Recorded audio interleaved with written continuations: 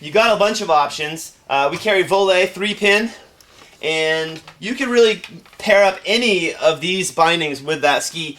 The basic 3pin doesn't have a cable, and with the cable you're getting a lot more downhill control. But for kicking and gliding, matched up with that excursion boot, even just the basic 3pin HD binding by Voile is a pretty decent choice. But more likely you're going to want to put a cable on there.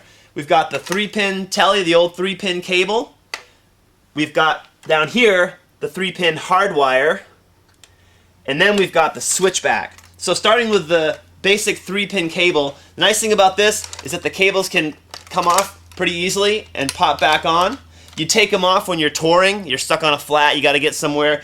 Take those cables off, you're going to have a lot less resistance. It's going to be an easier time moving around. When you get to the top of the mountain and you want more control, you slap the cable on, you slap it around your boot, and it tightens everything up. Keeps your heel closer to the ski, and it's going to give you more power downhill.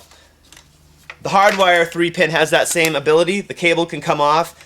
To remove it, you have to thread the compression cartridge away from the wire because you can't flex it to unhook it, but it will come off. So again, you've got that basically the heavy-duty 3pin toe, but when you've got downhill control, you've got your cable, and it's a hard wire. So unlike the flexible expansion spring, this is a hard wire with a compression spring. So it's a lot tighter and less likely to ice up, and it's just more powerful downhill. But being a hard wire, not, I guess, as sort of free-feeling as a flexible cable would be for kicking and gliding. And then the Mac Daddy is the switchback. And the switchback binding essentially is a hard wire. You can remove those, but you're not going to have any luck because there's no pins. So the cable has got to stay on at all times when you're skiing.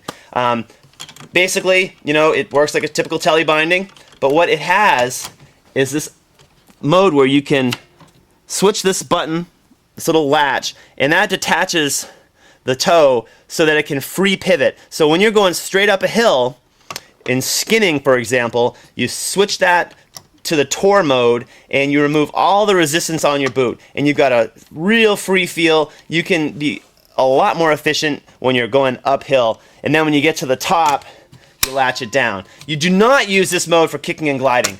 You lock it down and you still have that for kicking and gliding and for your telly turning, but when you're going straight uphill, you flip that open, tour mode, it's a huge, huge difference. Another thing about the switchback, it comes with climbing wires. Climbing wires, you pop them up on the uphill, and it gives your heel a place to rest, so you can put more pressure on the ski and takes a lot of tension and fatigue away from your calves. And the switchback comes with 2 separate length hard wires. So if you're going up something super, super steep, you pop up the 72mm climbing wire, and otherwise you can use the 52.